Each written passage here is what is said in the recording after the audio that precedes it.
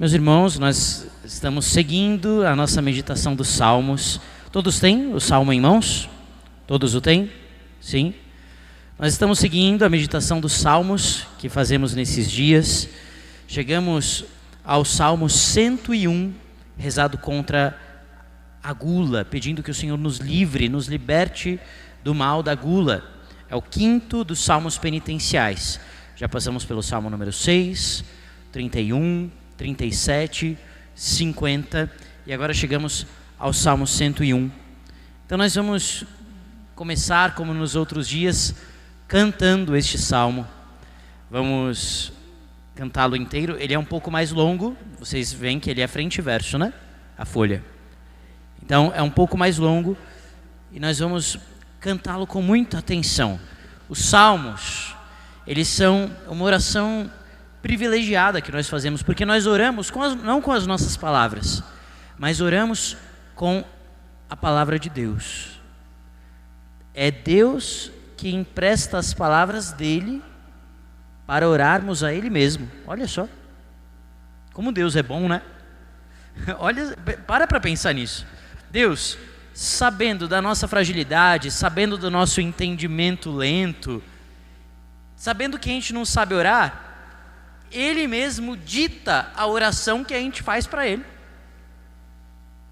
Ele nos ensina a pedir do jeito certo para Ele, a agradecer do jeito certo a Ele, para que assim nós sejamos transformados pela oração. Então, neste salmo, que é, como eu disse, um salmo penitencial, vamos colocar todo o nosso coração, todo o nosso amor. Quero aqui atentar a uma coisa. Vocês vão perceber que este salmo, em alguns trechos dele, isso fica bastante claro, é um salmo de exílio. Ele não é tanto como o Salmo 50, que nos remete ao rei Davi, ao tempo do rei Davi. Ele remete a um tempo posterior, em que o povo de Deus, por causa dos seus pecados, foi exilado, foi levado para longe da sua terra. O templo foi destruído, Jerusalém foi sitiada, e o povo que antes tinha entrado na terra prometida, onde corre leite e mel, foi para a Babilônia, onde não tinha nada. Então, o salmista, remetendo a isso, pede perdão a Deus e pede restituição, esta restituição a Deus. Por isso, esse salmo fala de fome, de necessidade física mesmo, de pobreza, que é o sinal, claro, de uma fome interior muito maior. Então, vamos rezar, cantar esse salmo juntos. Vamos dizer todos juntos a antífona. Não recordeis, Senhor, os nossos delitos ou os de nossos pais, nem tomeis vingança de nossos pecados. Ouve, Senhor, e escutai minha oração, e chegue até vós o meu clamor. De mim não oculteis a vossa face, no dia em que estou angustiado. Inclinai o vosso ouvido para mim, ao invocar-vos atendei-me sem demora. Como fumaça se desfazem os meus dias, estão queimando como brasas os meus ossos. Meu coração se tornou seco igual a erva, até esqueço de tomar meu alimento. A força de gemer e lamentar, tornei-me tão somente pele e osso. Eu pareço um pelicano no deserto, sou igual uma coruja entre ruínas. Perdi o sono e passo a noite a suspirar, como a ave solitária no telhado. Meus inimigos me insultam todo dia, enfurecidos lançam pragas contra mim. É cinza em vez de pão minha comida, minha bebida eu misturo com as lágrimas. Em vossa indignação, em vossa ira, me exaltastes, mas depois me rejeitastes. Os meus dias como sombras vão passando, e aos poucos vou murchando como a erva. Mas vós, Senhor, permaneceis eternamente, de geração em geração sereis lembrado. Levantai-vos, tende pena de Sião, já é tempo de mostrar misericórdia. Por vossos servos tem amor aos seus escombros, e sentem compaixão de sua ruína. As nações respeitarão o vosso nome, e os reis de toda a terra a vossa glória. Quando o Senhor reconstruir Jerusalém e aparecer com gloriosa majestade, Ele ouvirá a oração dos oprimidos e não desprezará a sua prece. Para as futuras gerações se escreva isto, e um povo novo ao ser criado louve a Deus. Ele inclinou-se de seu templo nas alturas, e o Senhor olhou a terra do alto céu, para os gemidos dos cativos escutar, e da morte libertar os condenados, para que cantem o seu nome em Sião, e louve ao Senhor Jerusalém. Quando os povos e as nações se reunirem, e todos os impérios o servirem, Ele abateu as minhas forças no caminho e encurtou a duração da minha vida.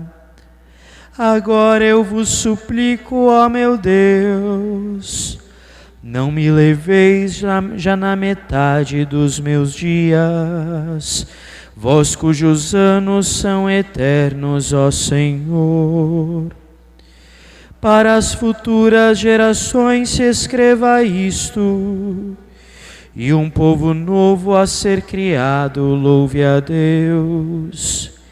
Ele inclinou-se do seu templo nas alturas, e o Senhor olhou a terra do alto céu, para os gemidos dos cativos escutar, e da morte libertar os condenados, para que cantem o seu nome em Sião, e louve ao Senhor Jerusalém. Quando os povos e as nações se reunirem, e todos os impérios o servirem, Ele abateu as minhas forças no caminho e encurtou a duração da minha vida. E agora eu vos suplico, ó meu Deus, não me leveis já na metade dos meus dias, vós cujos anos são eternos, ó Senhor. A terra no princípio vós criastes, por vossas mãos também os céus foram criados. Eles perecem, vós porém permaneceis. Como veste os mudais e todos passam, ficam velhos todos eles como roupa. Mas vossos anos não têm fim, sois sempre o mesmo. Assim também a geração dos vossos servos terá casa e viverá em segurança, e ante vós se firmará sua descendência. Glória ao Pai, ao Filho e ao Espírito Santo, como era no princípio, agora e sempre. Amém. Antífona.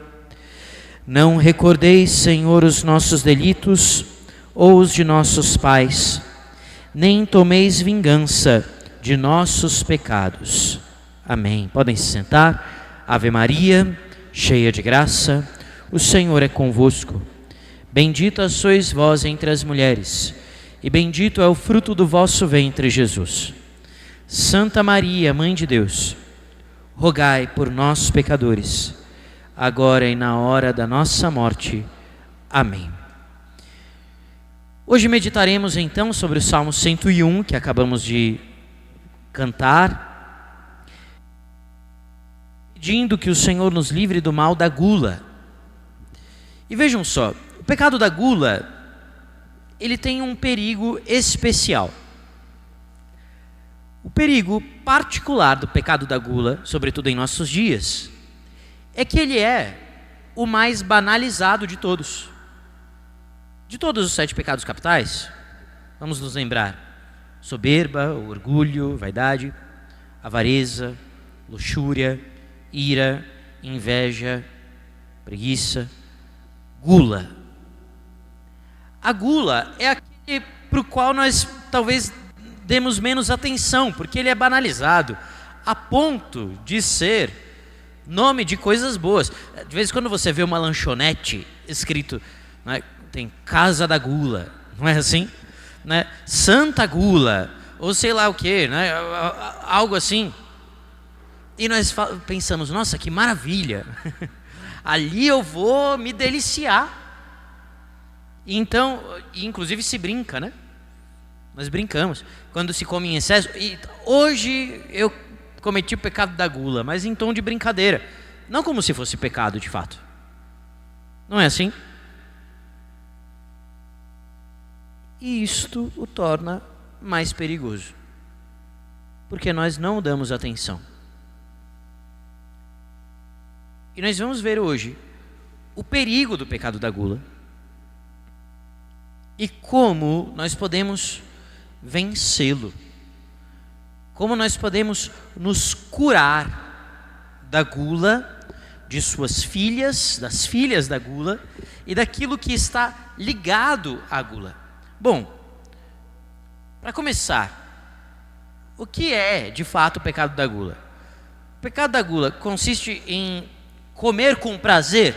Vocês acham que é isso, sim ou não? Vocês acham que ter prazer no comer é necessariamente pecado? Não, é claro que não. Se fosse assim, Deus não teria nos dado isso. Ele tiraria nossas papilas gustativas. Se fosse assim, nós não venderíamos aqui fondue de cookie aqui na igreja. Não venderíamos pão de Santa Ângela, tão gostoso, né? A gente sempre está vendendo comida aqui na igreja, né? E o padre faz até vontade aqui, fala, olha, corta o pão daquele jeito, coloca no micro-ondas, passa manteiga, né? E o fondue de cookie também, momento propaganda, né? O fondue de cookie, vocês vão ver, tá lá atrás, gente. Tá dando água na boca aqui, né? E falando da gula, né? O fondue de cookies, são cookies deliciosos. Aliás, a dona Nilza estava me falando que elas pegaram a receita da Paola Carosella, a receita do cookie, da Masterchef. Né? Então é uma receita especial, tem um doce de leite delicioso, se aquece e molha o cookie, e é maravilhoso. Isso é pecado? Não, por si, é claro que não. O padre não ia ficar incentivando o pecado aqui, fiquem tranquilos. Bom, então, onde é que entra o pecado aí? Acontece que nós temos em nós algo chamado concupiscência. Já falamos disso. Que em princípio, no plano original de Deus, é o nosso apetite para as coisas que nos sustentam. O que o ser humano, pensa comigo, o que o ser humano precisa para se sustentar? Ele precisa comer e beber e se reproduzir. Basicamente é isso que a gente precisa para se sustentar, não é? Precisa se nutrir e se reproduzir. Se a gente não se nutre, eu mesmo morro. E se o ser humano não se reproduz, nós seremos os últimos. Mas, com o pecado original, isso entrou em desordem. Em desordem. Então, este apetite que serviria o ser humano, passou a ser servido por ele. Quer dizer, a fome estava a serviço do homem. O apetite sexual estava a serviço do homem. A sede estava a serviço do homem. Mas, com o pecado original, a coisa se inverteu. A gente passou a servir a nossa fome. A gente passou a servir o apetite sexual. A gente passou a servir os nossos desejos, de modo geral. Por isso, tanto a gula quanto a luxúria fazem parte desse mesmo campo de más inclinações chamado concupiscência da carne. É a desordem naquilo que serviria para a gente se sustentar, para a gente se manter. E a gente é que passa a manter isso. A gente é que passa a servir a tudo isso. Então, com relação à gula, o que acontece? Como ela se manifesta? Ela se manifesta no excesso do comer, na desordem da busca do prazer no comer, na busca de excesso de refinamento no comer, na antecipação do comer. Veja, percebe como a maioria, nós não estamos acostumados, quando estamos desordenados na nossa alimentação, a sentirmos fome. Nós nos antecipamos. A gente não espera ter fome. A gente não espera a necessidade. Sobretudo quando se está ansioso por alguma coisa, não é assim? Está ansioso por algo e então, olha só como é uma desordem interior, uma desordem mental até. Então, o tempo todo se busca essa compensação, como se aquilo fosse preencher alguma coisa dentro de mim. Mais ainda, esta desordem vai para diversos vícios. Está ligada à gula, o vício e a desordem, o excesso no álcool, drogas e tudo mais. Tudo isso está ligado à gula. E como filha da gula, vem uma série de, como filhas da gula, vem uma série de desordens, de consequências na nossa vida. Então, Santo Tomás de Aquino diz isso. A pessoa que vive pelo comer, vive sem temperança, vive sem medida no consumo do alimento, ela é sempre meio lenta. Santo Tomás diz isso. É sempre está sempre num certo torpor. Não é? Consegue imaginar isso?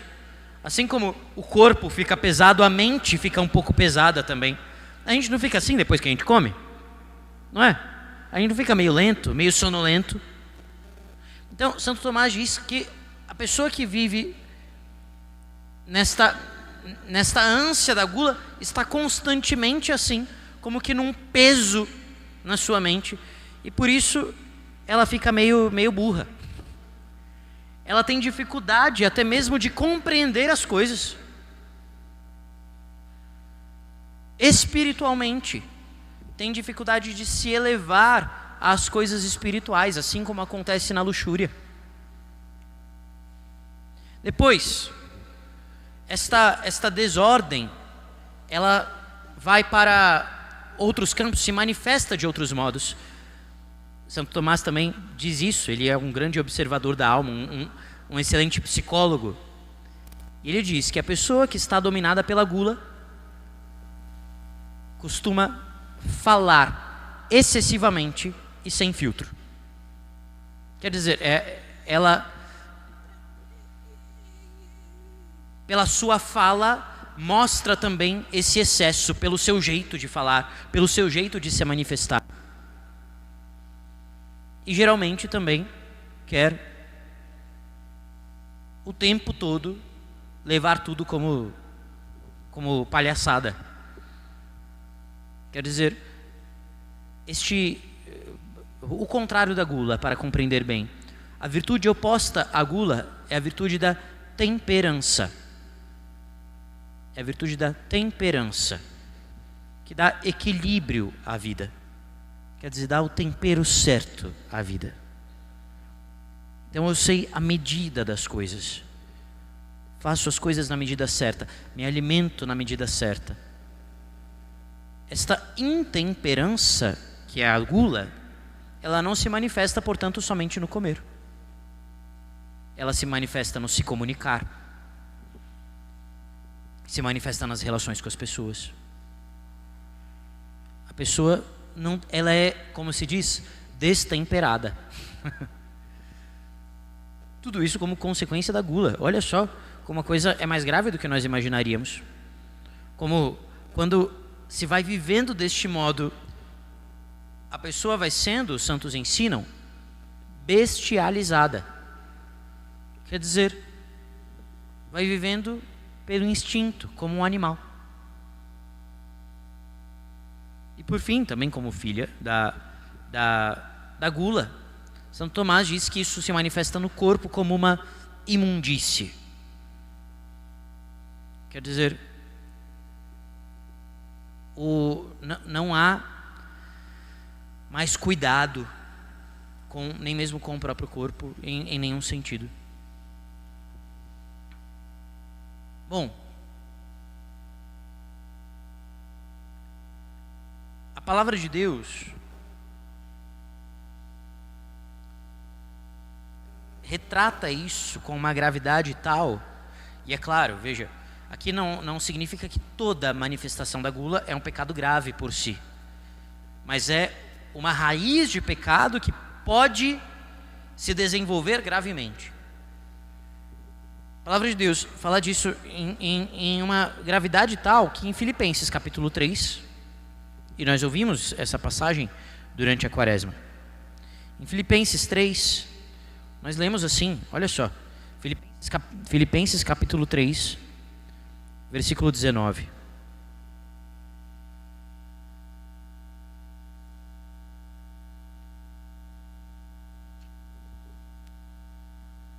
Vou pegar do versículo 18. Pois há muitos, dos quais muitas vezes vos disse, e agora repito chorando, são inimigos da cruz de Cristo. Há muitos que são inimigos da cruz de Cristo. Seu fim é a destruição. Seu Deus, o Deus deles é o ventre, é o estômago. Olha que forte isso. Sua glória está no que é vergonhoso, e seus pensamentos no que está sobre a terra, no que é terreno. Vou repetir. Quem são os inimigos da cruz de Cristo? Cujo fim é a destruição. São aqueles que têm como Deus o estômago, adoram o próprio estômago. A gula aqui é retratada como uma idolatria. A pessoa adora, serve, presta culto ao seu estômago. Faz um altar para o seu estômago. É a mesa. Olha só, olha como a imagem que o apóstolo Paulo usa. Como é que nós prestamos culto a Deus? No altar. Não é? É o culto máximo a Deus. Isso em todas as religiões, praticamente. A mesa daqueles que vivem pela gula é o altar de adoração do próprio estômago.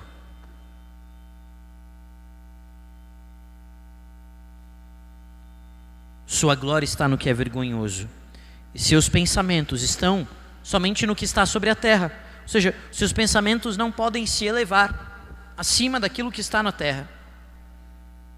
Então, bom, que remédio há para isso?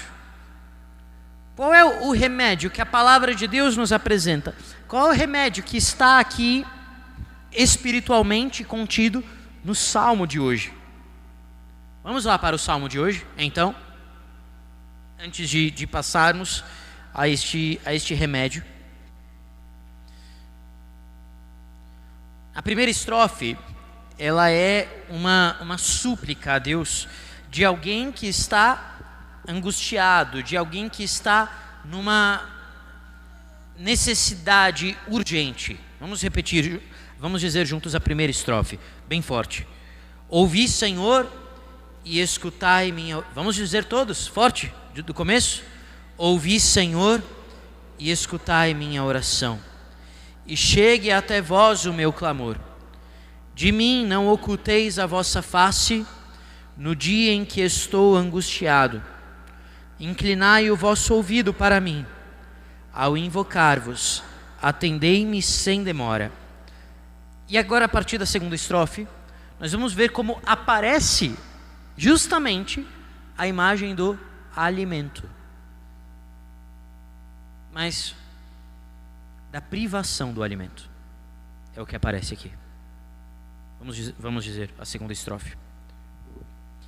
Como fumaça se desfazem os meus dias, estão queimando como brasas os meus ossos. Meu coração se tornou seco igual a erva, até esqueço de tomar meu alimento. À força de gemer e lamentar, tornei-me tão somente pele e osso. Meus irmãos, aqui o salmista está se colocando numa situação que parece uma situação na qual ele é forçado a estar. Não é mesmo? Quer dizer, ele está exilado, ele está numa situação lastimável, e por isso ele até se esquece de comer e se torna pele e osso.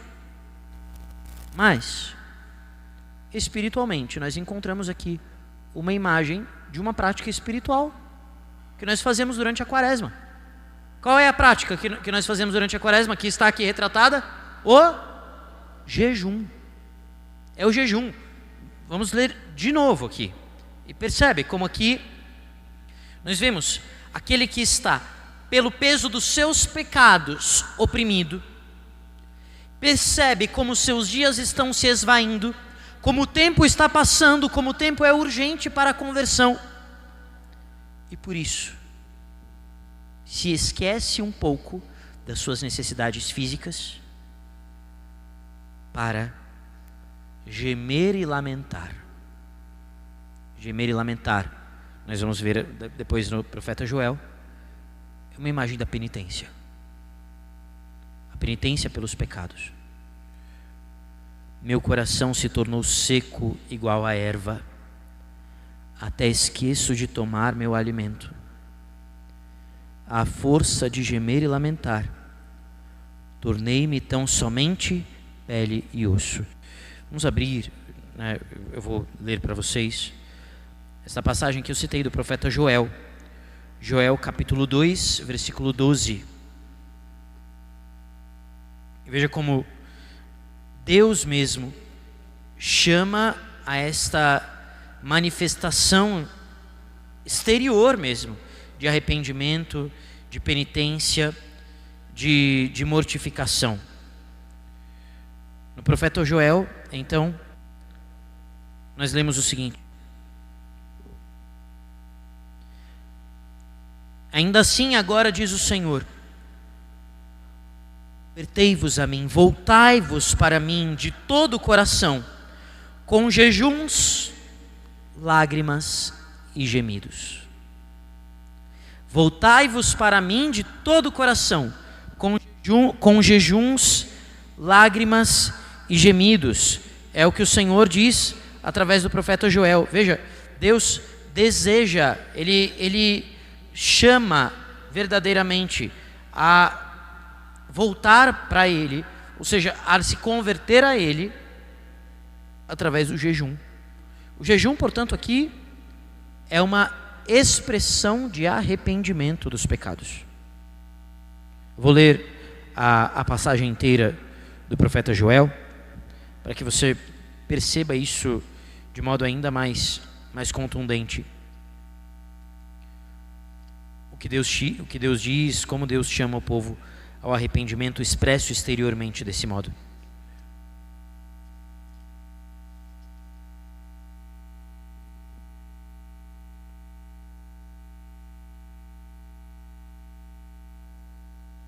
Agora, portanto, oráculo do Senhor, retornai a mim de todo o vosso coração com jejum, lágrimas, e aqui na Bíblia de Jerusalém diz, e gritos de luto. Rasgai os vossos corações e não as vossas vestes. Retornai ao Senhor vosso Deus, porque Ele é bondoso e misericordioso, lento para a ira, cheio de amor e se compadece da desgraça. Quem sabe, talvez Ele volte atrás, se arrependa e deixe atrás de si uma bênção, oblação e libação para o Senhor vosso Deus. E diz mais aqui, tocai a trombeta em Sião, ordenai um jejum, proclamai uma reunião sagrada. Quer dizer, assim como nós fazemos na quaresma um tempo comunitário de jejum, lá no Antigo Testamento também acontecia isso. Deus diz, tocai a trombeta e ordenai um jejum em todo Israel. É isto que o salmista está expressando aqui. Depois, mais à frente, vamos ao versículo 10. Ao versículo 10.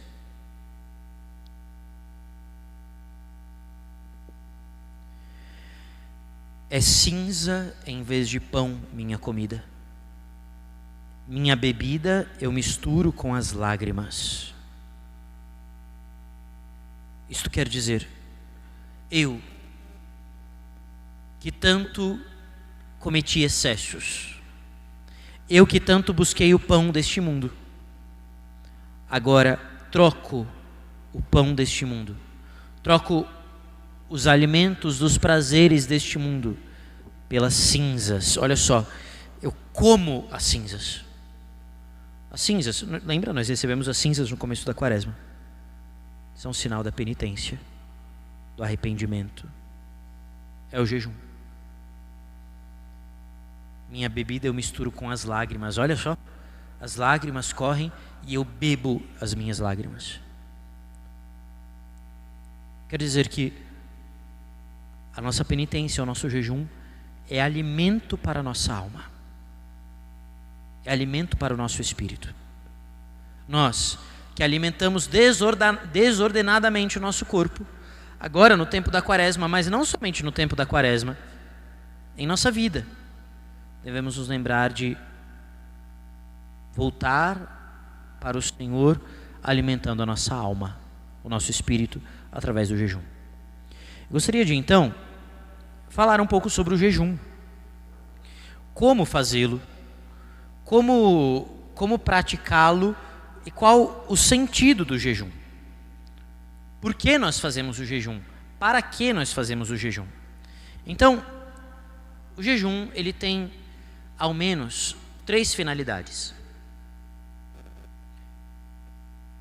Em primeiro lugar, ele serve para corrigir as nossas más inclinações. Ele corrige o nosso caráter. Com o jejum,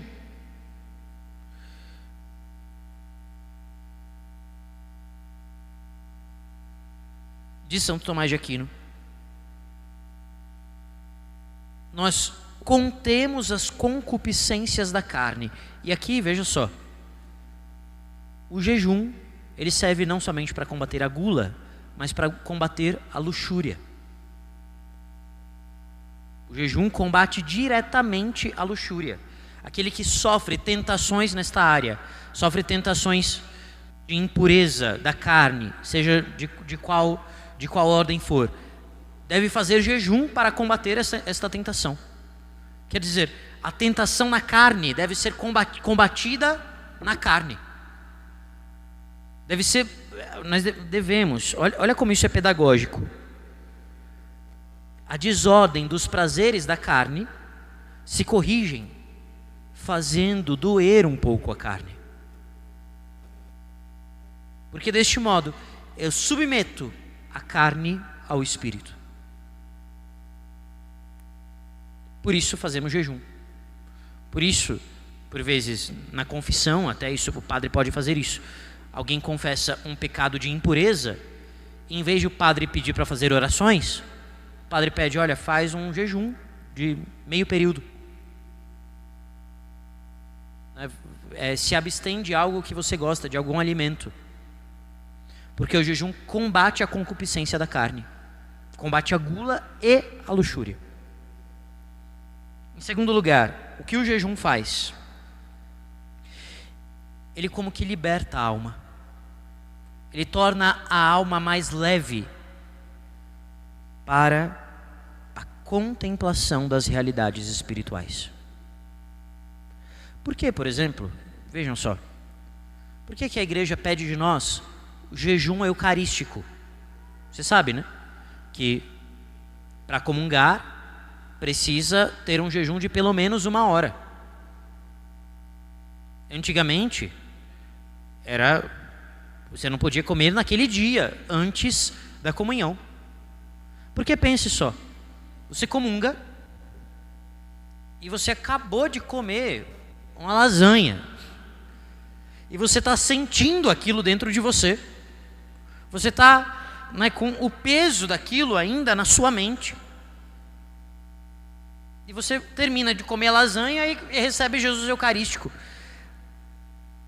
É como se a sua espiritualmente eu estivesse pesado.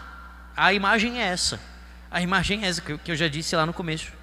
Agora, o jejum, uma vez que o corpo está ligado à alma, o corpo e a alma não são realidades separadas, são realidades intimamente ligadas. O jejum torna o meu espírito mais apto para a oração e para a contemplação das realidades espirituais. Por isso, o jejum eucarístico. Quem não respeitou o jejum eucarístico não deve comungar. Não.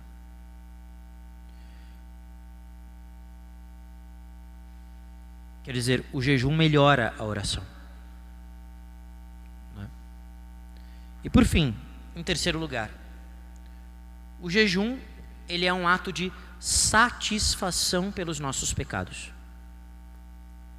O que é satisfação? Bom, hoje nós não usamos tanto essa palavra, né? Não está tanto no vocabulário vulgar, no vocabulário corriqueiro. Uma outra palavra para satisfação é reparação, que também não está muito no nosso vocabulário. Reparar é reparar no outro, né? É reparar na roupa do outro, alguma coisa assim.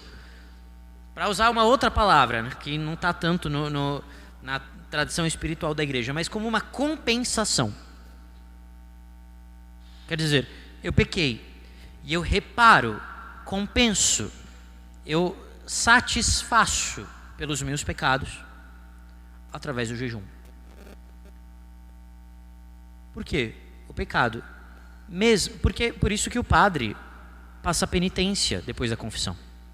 A penitência, um outro nome da penitência é também satisfação.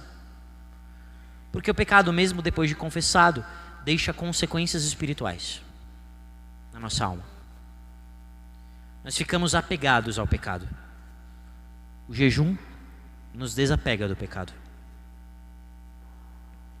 Ele nos ajuda a apagar as consequências do pecado em nós. Ele ajuda a sarar as cicatrizes do pecado.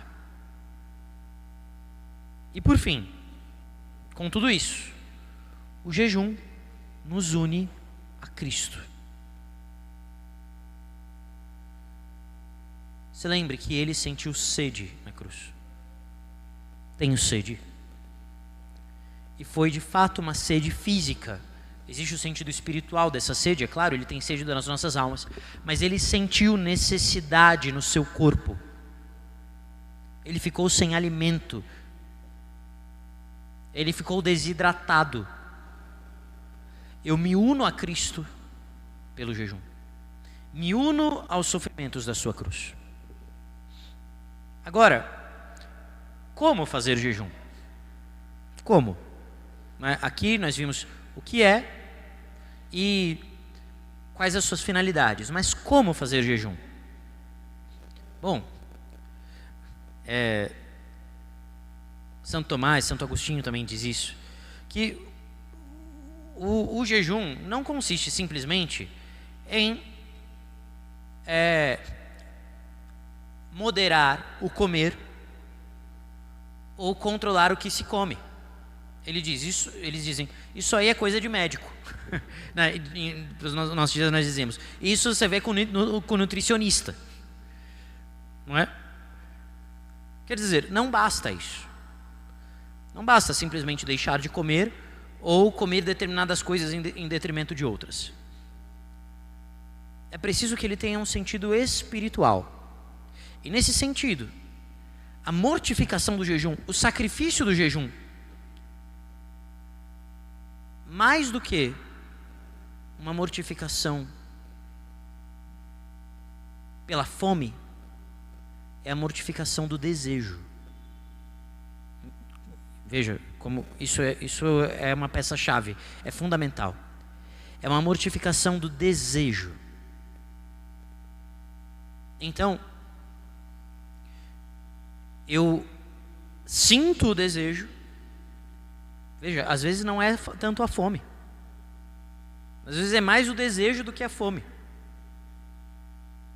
Eu sinto o desejo e controlo esse desejo. Digo a este desejo, digo à concupiscência, tu não me dominas. Então, ofereço isso ao Pai com Cristo na cruz. Por isso o jejum ele deve estar ligado à oração. O jejum deve ser acompanhado de oração. E aqui, tanto o jejum total, quanto qualquer tipo de abstinência, qualquer tipo de sacrifício do corpo, deve estar ligado à oração, para que não seja um ato meramente exterior. Porque, gente, passar fome não santifica as pessoas. Não é mesmo? Se fosse assim, nos lugares onde há fome, só haveria santos. Passar fome por si não santifica ninguém. Agora, oferecer aquele sacrifício do corpo com um sentido espiritual, me unindo a Cristo, fazendo daquilo oração, então isso me santifica. Na prática, como é que nós podemos fazer o jejum? Então, isso vocês poderiam até anotar, se fosse possível, né? Mas eu vou dar aqui alguns modos de jejum que são possíveis fazer. Aquele livro do Padre Jonas, que nós temos aqui na nossa livraria, que eu não sei se ainda tem, práticas de jejum, ele dá esses e outros modos de jejum lá. Mas o primeiro modo de jejum é o chamado jejum da igreja, o jejum eclesiástico, que é o jejum que nós fazemos na quarta-feira de cinzas e na sexta-feira santa. Esse jejum na quarta-feira de cinzas e na sexta-feira santa é obrigatório para todos os fiéis entre 18 e 59 anos. Todos os fiéis devem nesses dias jejuar e não somente se abster de carne. A não ser que se faça trabalho pesado, físico, ou se esteja enfermo, gestante, enfim, tem algo que impeça o jejum. Para os outros fiéis, o jejum é opcional. Ele pode ser amenizado, ele pode ser trocado por uma outra penitência. Mas como se faz o jejum eclesiástico, o jejum da igreja? Consiste em fazer apenas uma refeição completa no dia. É isto. Que é uma refeição completa? O almoço ou o jantar. Então não vai almoçar e jantar. É isso que a gente faz na quarta-feira de cinzas e na sexta-feira santa. E isso se pode repetir em outros dias. Por exemplo, Tem gente que faz isso em todas as sextas-feiras da quaresma. Ou só almoça ou só janta. E se fazem outras 2 pequenas refeições, podem se fazer, outros 2 pequenos lanches, digamos assim, que juntos não completem uma outra refeição completa. Então, por exemplo, de manhã toma um chá e com umas bolachas, depois almoça e somente à noite come uma maçã. Pronto. Mas assim eu vou sentir fome. A ideia é essa mesmo. A ideia é essa mesmo. Né? Senão não seria jejum, seria outra coisa. A ideia é que, veja, eu sinta na carne a reparação pelo pecado da carne.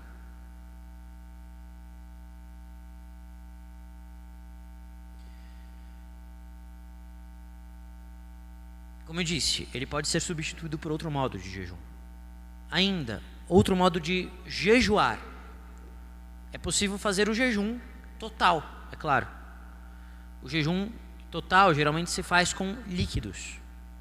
Ou seja, a pessoa não come nada, apenas toma líquidos. Água, né?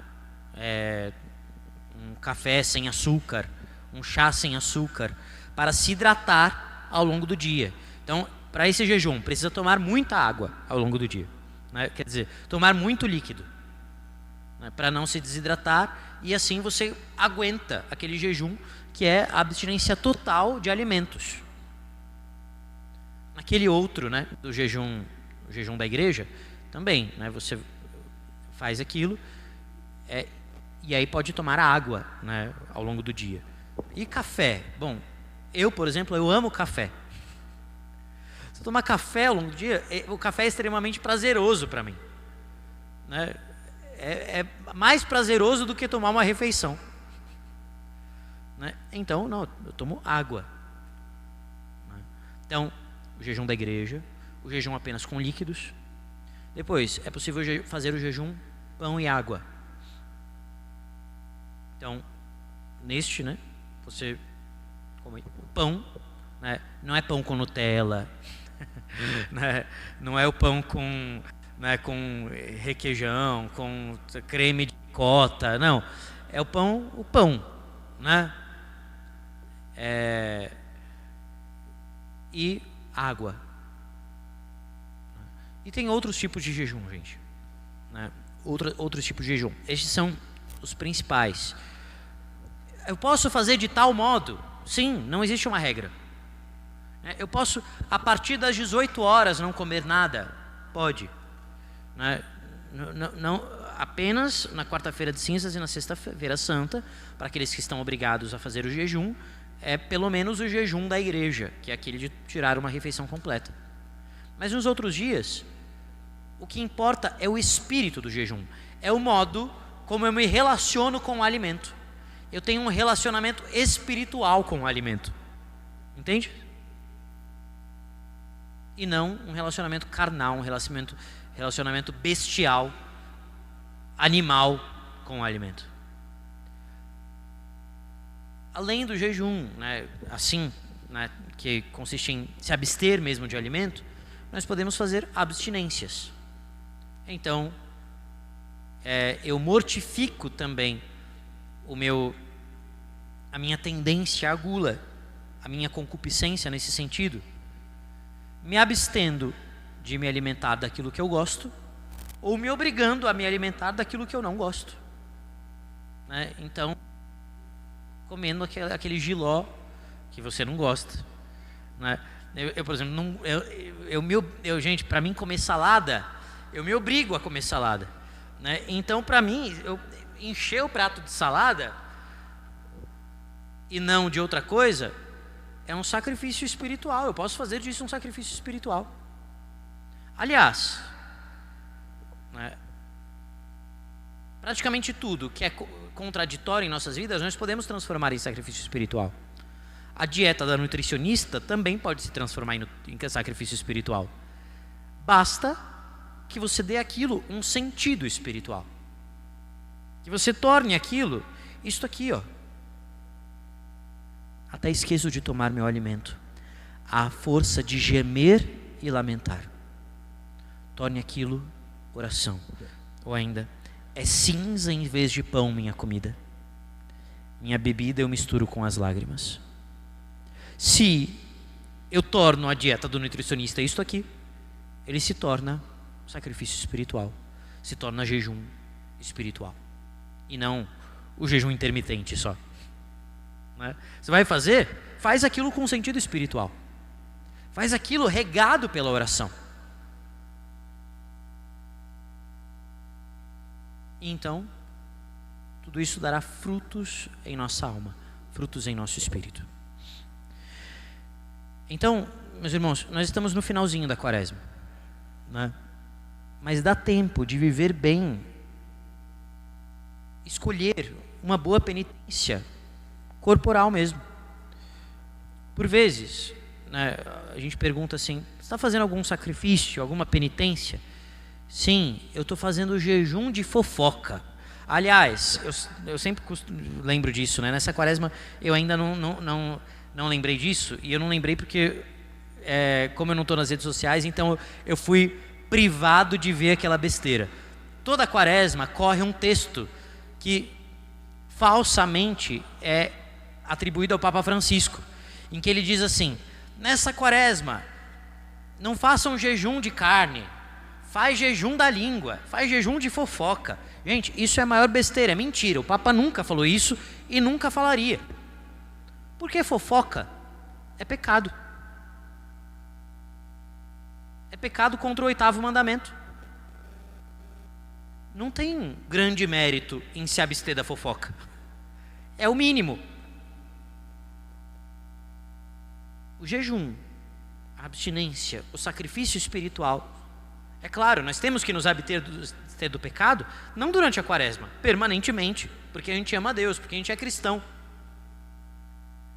Mas o sacrifício que nós fazemos, não somente na quaresma, mas na nossa vida cristã, para elevar o nosso espírito, para combater em nós as tendências pecaminosas, é o sacrifício daquilo que é lícito,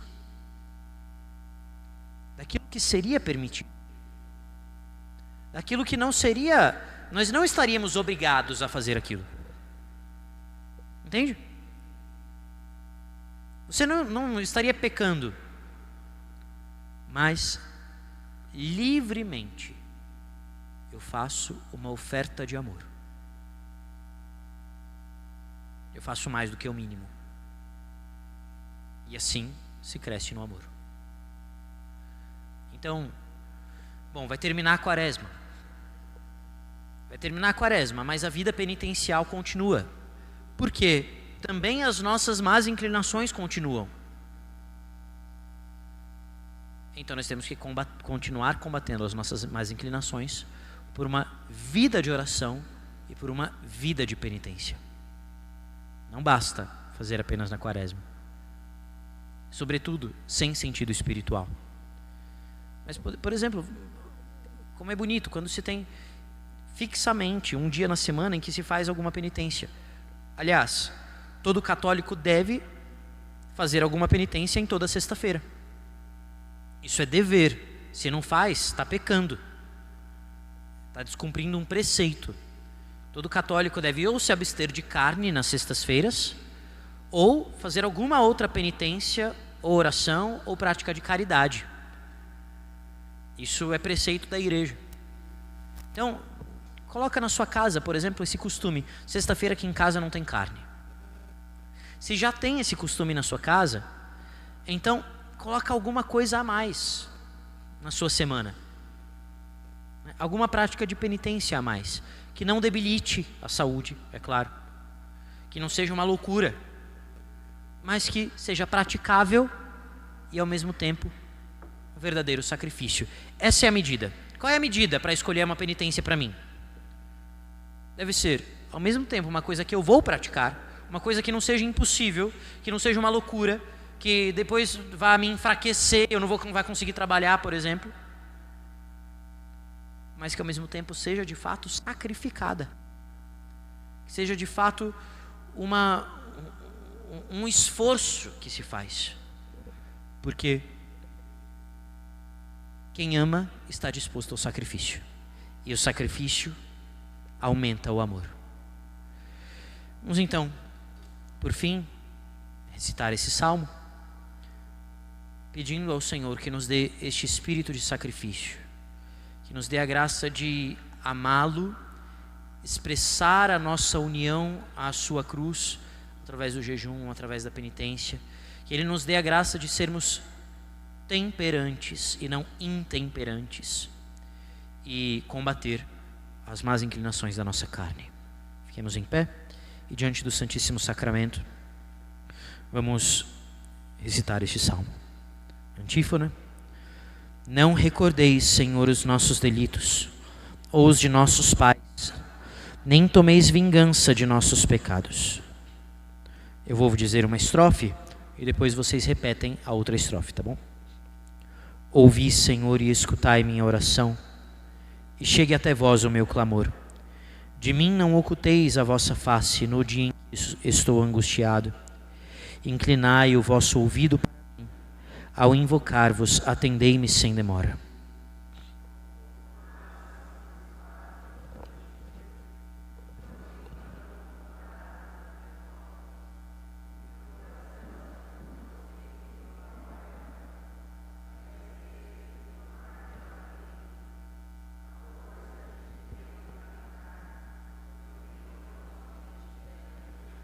Eu pareço um pelicano no deserto, sou igual a uma coruja entre ruínas.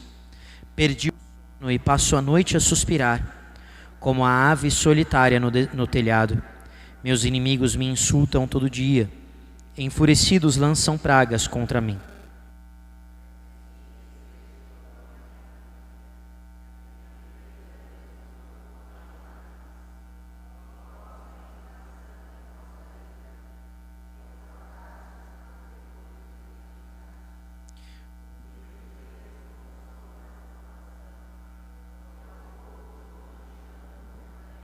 Mas vós, Senhor, permaneceis eternamente, de geração em geração sereis lembrado.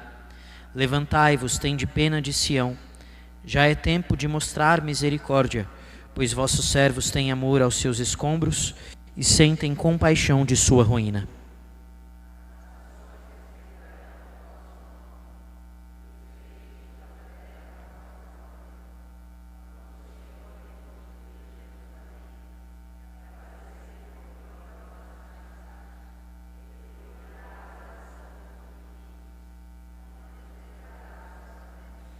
Para as futuras gerações se escreva isto, e um povo novo a ser criado louve a Deus. Ele inclinou-se de seu templo nas alturas, e o Senhor olhou a terra do alto céu, para os gemidos dos cativos escutar, e da morte libertar os condenados.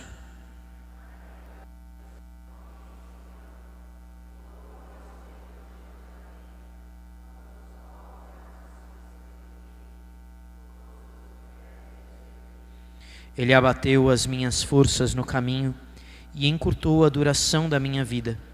Agora eu vos suplico, ó meu Deus, não me leveis já na metade dos meus dias, vós cujos anos são eternos, ó Senhor.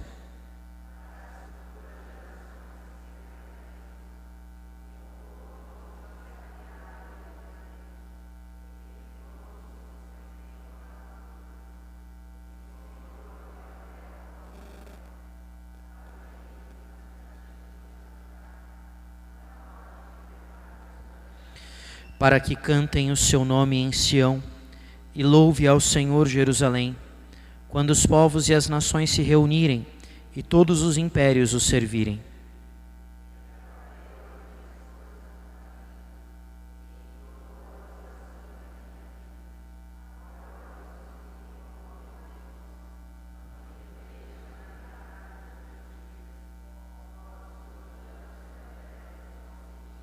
A terra no princípio vós criastes, por vossas mãos também os céus foram criados.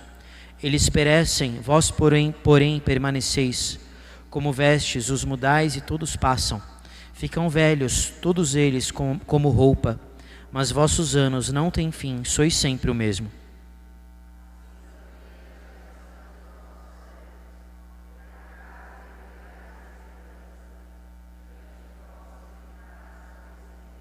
Glória ao Pai, ao Filho e ao Espírito Santo.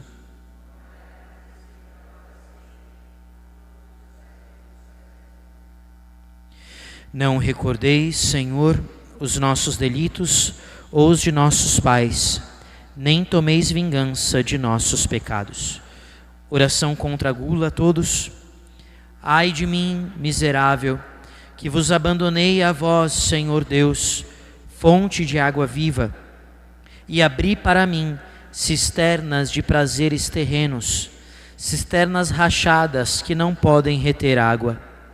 Em verdade, esqueci-me de comer meu pão, o pão da vida, que contém em si todo o deleite e a suavidade de todo o sabor, e busquei encher o ventre com bolotas de porcos. Ainda tinham comida em suas bocas os filhos de Israel, quando a ira de Deus caiu sobre eles. E a mim tantas vezes me perdoastes, que pela intemperança da comida e da bebida, desfigurei em mim vossa imagem, ó Deus, fazendo-me semelhante às bestas. Oxalá de agora em diante eu coma cinzas como se fossem pão, e misture lágrimas à minha bebida. Que o meu alimento seja fazer em tudo vossa vontade, vós que nos dais de comer das torrentes de vossas delícias. Glória ao Pai, ao Filho e ao Espírito Santo, como era no princípio, agora e sempre, por todos os séculos dos séculos. Amém.